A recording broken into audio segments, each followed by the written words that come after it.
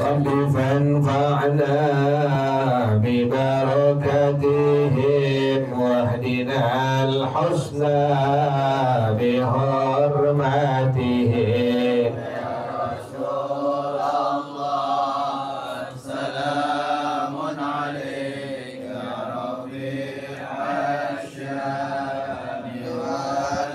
وأمتنا في طريقتهم ومعافاة من الفتن. يا رسول الله سلام عليك يا رفيع الشأن والدار. اللهم صل وسلم وبارك عليه وعلى آله. Sekarang bacaannya mana? 5 dari bawah bacaannya. Wataniyatu. Ya. Bismillahirrahmanirrahim. Alhamdulillahirabbil alamin wassalatu wassalamu ala asyrafil anbiya'i wal mursalin wa ala alihi wa sahbihi ajma'in. Qala Syekhul Imam wal Muallif rahimahullah wa ala man nafa'a bihi barakati ulumi wa bikum fid dharain amin. Qala radhiyallahu ta'ala anhu. Bismillahirrahmanirrahim. Kemarin pernikahan itu tidak menjadi rusak, artinya nggak sah dengan rusaknya mahar yang disebut, ya, kecuali pada dua keadaan, dua bentuk, dua contoh. Kemarin yang pertama nikah syighar. Jadi ada orang nikahin anak perempuannya ditukar dengan anak perempuan besannya, tapi tanpa apa? Tanpa mahar. Itu namanya nikah syighar namanya. Jadi orang nikahin anaknya ini, si A dengan si B masing-masing punya anak apa? Anak perempuan. Si A dengan si B masing-masing punya anak perempuan. Nah, anak perempuan si A dinikahin dengan anak perempuan si B, dengan anak laki-laki si B. Nah, anak perempuan si B dinikahin dengan anak laki si A. Nah, dinikahin keduanya itu tapi tanpa apa? Tanpa mahar. Inilah yang disebut sebagai nikah syighar. Nah, ini rusak pernikahan seperti ini, nggak pakai mahar. Paham ya? Jadi si A dengan si B masing-masing punya apa? Anak perempuan. Si A nikahin anak perempuannya dengan anak laki-laki si B tanpa mahar. Kemudian si B menikahkan anak perempuannya dengan anak laki-laki si A tanpa apa? Mahar. Inilah yang disebut sebagai nikah syighar. Bagaimana hukumnya? Pernikahan dihukumkan tidak sah. Itu namanya nikah syighar, ya. Jadi istilah-istilah dalam setiap bidang ilmu itu biar nggak asing. Oh iya, ada namanya nikah syighar. Nikah syighar artinya apa?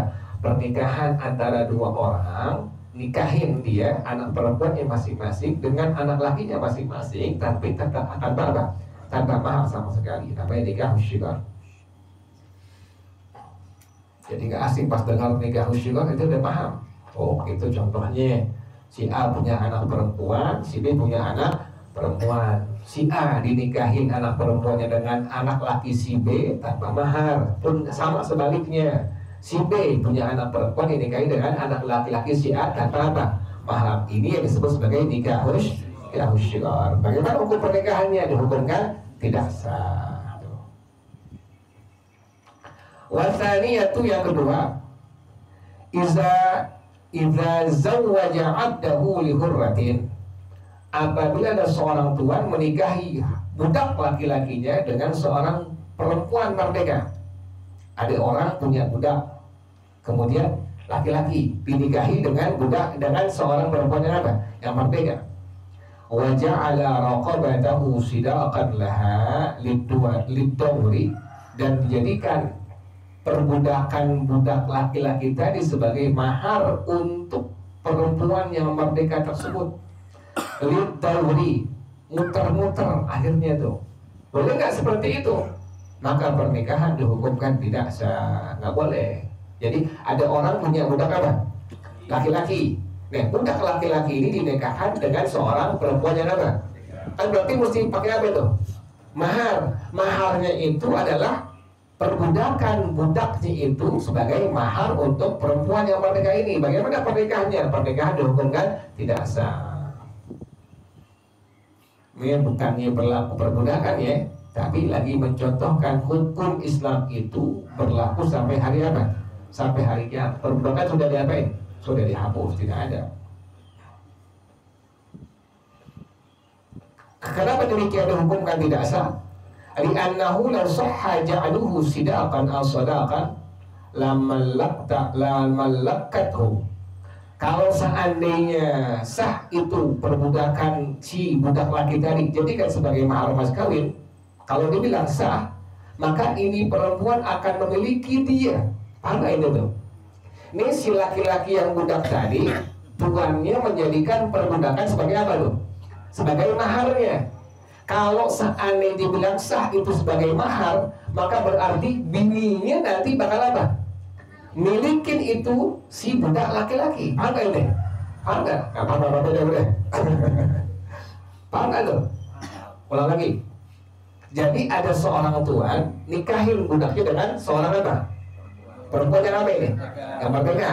Kemudian maharnya adalah perbudakan budak laki-laki yang dia miliki sebagai apa tuh? Mahar. Kan tadi bagaimana hukum pernikahannya? Gak sah. Kenapa dibilang gak sah? Kalau dibilang sah sebagai mahar, maka si istrinya nanti akan memiliki apa? Suaminya sebagai apa? Sebagai budaknya. Walau malakathu lan fasakhan nikah. Kalau si bininya memiliki suami sebagai budaknya, maka pernikahan batal. Paham ya? Paham gak tuh? Paham gak nih? Jika paham gak dia udah. Tinggal terangin. Memang agak ribet kalau udah mulakah, tapi ini wajib nih, tapi wajib terangin. Karena jarang yang nyenggol urusan munakahat itu. Ya kan urusan-urusan yang sifatnya bukan munakahat, yang nyenggol ulama itu jarang yang nerangin, nyenggol itu nerangin pada masalah munakahat. Yang pada akhirnya orang masyarakat nggak mengerti, bahkan sama sekali nggak paham pada masalah ini munakahat. Yang pada akhirnya seolah-olah dianggap apa? Dianggap menjadi hal biasa, menjadi adat. Yang mencontohin tuh pernikahan diapain? Laki perempuan disandingin, pakai kerudung, kumpul laki perempuan pada satu pernikahan akad nikah di gedung, di rumah, di aula, laki perempuan ngumpul di situ. Dia bilang itu nggak sah. Kok nggak sah? Saksi itu nggak boleh fasik. Ngumpul laki perempuan pada satu tempat, maka dihukum apa? Kemungkaran. Saksi yang tidak dia apa tadi? Diam dari kemungkaran, maka dihukum apa? Dihukumkan fasik. Saksi yang fasik dihukum apa? Tidak sah pernikahan. Karena jadi hal biasa. Lalu setiap digendung, mau digendung, mau di rumah, di aula, dia bilangin laki perempuan dia bisa. Kalau nggak ada yang datang, kenapa demikian? Ini hukum agama. Urusannya bukan dengan manusia, dengan siapa? Dengan Allah Subhanahu Wa Taala. Kalau ada orang yang ngerti agama, diam dengan kebenaran, namanya syaitan dan akhras. Setan ganggu namanya. Ini orang ngerti agama, dia guru, laki perempuan, ustaz, ustazah, kiai, habib, diam dengan itu kemungkaran. Dia disebut syaitan dan akhras. Setan yang apa? Yang ganggu namanya. Setan ganggu. Jadi ente yang begitu-gitu mesti tahu, wajib tahu. Kayak begini nih. Jadi ada seorang tuan menikahkan budaknya kepada seorang apa? Perempuan merdeka. Kemudian dijadikan perbudakannya itu si budak laki-laki sebagai apa tadi? Mahar. Maka pernikahan dihukumkan tidak sah. Kok nggak sah? Kalau dibilang sah, maka nanti istrinya bakal memiliki suaminya sebagai budak. Kalau demikian, maka pernikahan dihukum apa? Fasakh, tidak sah, batal. Kalau udah bininya memiliki lakinya sebagai budaknya, maka pernikahan dihukumkan fasakh atau dihukumkan batal. Tuh ada fasakh tuh. Fasakh itu dipaham. Oh iya, fasakh pernikahan langsung batal. Jadi nggak pakai kalimat apa? Cerai lagi udah langsung batal. Oh ada fasakh. Kan beda, kemarin tuh terangnya dari awal ya. Ada talak, ada apa? Ada fasakh tuh. Kalau fasakh ini, kalau fasakh langsung apa? Langsung batal pernikahan. Walau fasakha, kalau sudah pernikahan batal, lam yajib mahrun, maka mahar menjadi tidak apa? Tidak wajib. Berarti maharnya nggak wajib diapain? Dikasih ke bininya tuh. fayalzamu min ja'lihi sidaqan aw sadaqan adama ja'lihi sidaqan. Maka fayalzamu min ja'lihi sidaqan adamu ja'lihi sidaqan. Maka wajiblah dari dijadikannya dia sebagai mas kawin, tidak sahnya dijadikan sebagai mas kawin. Paham ya? Jadi bila mana dihukumkan sah, maka berarti si bininya bakal memiliki suami sebagai apa? Sebagai budak. Kalau sudah memiliki sebagai budak suaminya, maka dihukumkan pernikahan menjadi apa? Fasakh, menjadi batal. Kalau sudah pernikahan fasakh batal, maka dihukumkan maharnya nggak wajib apa? Nggak wajib diberikan. Jadi chaos itu ya, namanya jadi kecot namanya. Apa yang kecot sih? Jadi rancuh itu akhirnya. Pernikahan jadi dihukumkan tidak apa? Jadi batal, tidak sah. Jelas ya? Wa yasqutu an-zawji bit-talaqi, dan gugur dari seorang suami bit-talaqi dengan sebab talak qabla dukhuli, sebelum dia mensetubuhi istrinya, nisful mahri, separuh mahar. Jadi ada saat dengan si nikah, belum disetubuhin udah diapain? Dicerai. Nih laki perempuan nikah, si A dengan si B, kemudian belum disetubuhin udah apa? Dicerai. Berarti apa istilah janda apa? Janda kembang ya, janda kembang namanya. Janda kembang. Belum disetubuhin udah dicerai, namanya janda kembang tuh. Nah, suaminya tetap bayar mahar tapi separuhnya tuh. Misalnya dikasih maharnya 10 gram, berarti cuma bayar 5 gram doang, karena belum diapain tuh, belum disetubuhi.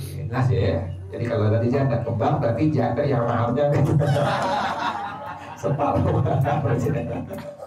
Iya, belum disetubuhi sama lakinya, dicerai sama lakinya tuh, karena satu hal, lakinya cerai, nah si lakinya wajib bayar mahar setengahnya, separuhnya.